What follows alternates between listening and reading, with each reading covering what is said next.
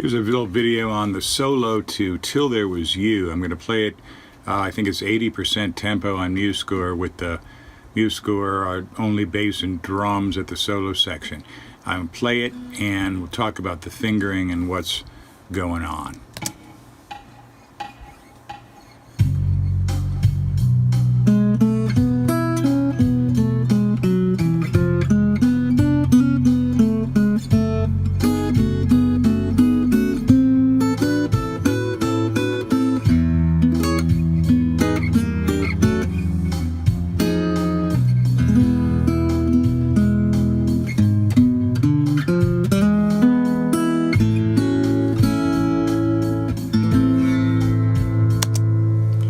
It's important when you practice this, or any kind of solo or any section of a song, that you practice the transition to the next section.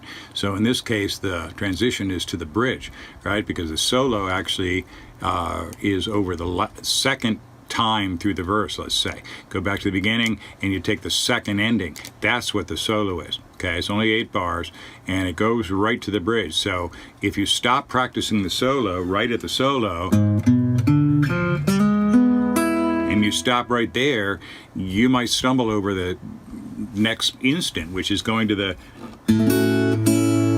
A chord of the bridge, okay, the next bar. So anyway, practice the transition. I'm going to play that one more time.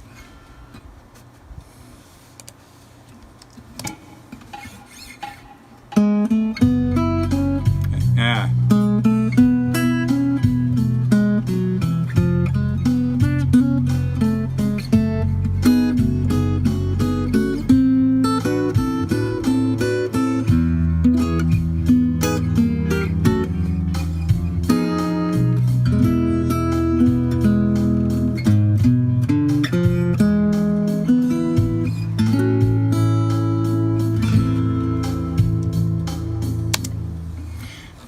Go back and look at those fingerings for a second.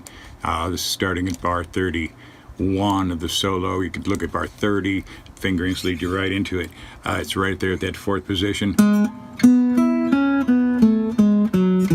Nice little jump on the first 2 notes, and then right down the scale from the 6th. Then that F diminished, beautiful, right?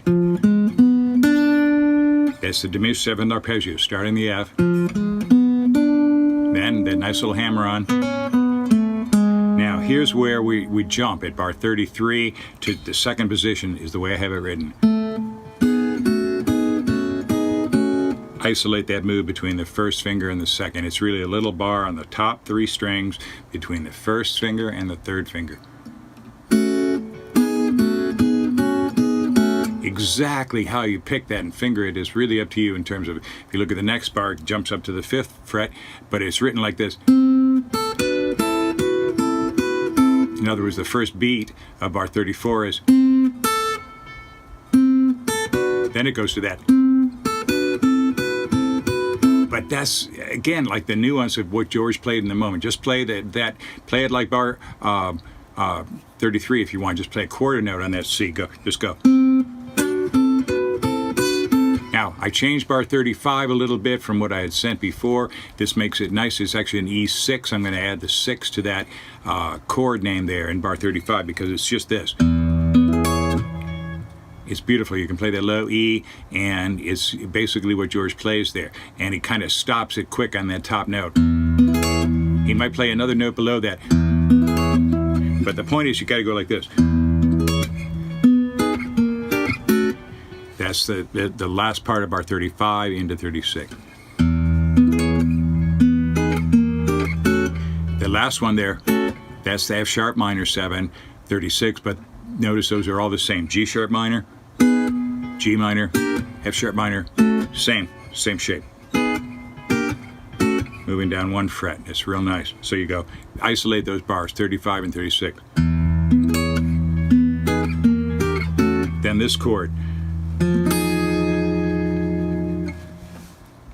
That chord we'll analyze more in detail, but I'm calling it an F.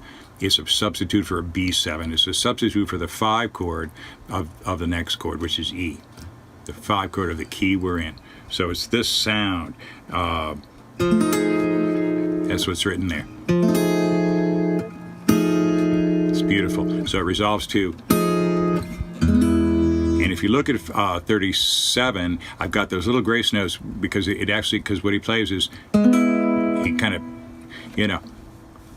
arpeggiates real quick up into that E, and I put a low E in there too. And again, it's a quarter note triplets. Then this. Quarter note triplets. 6 notes over 4 beats in bar 38. I'm going to play this one more time. Slow it down. Take your time. Use these fingerings. And this is a really nice little solo.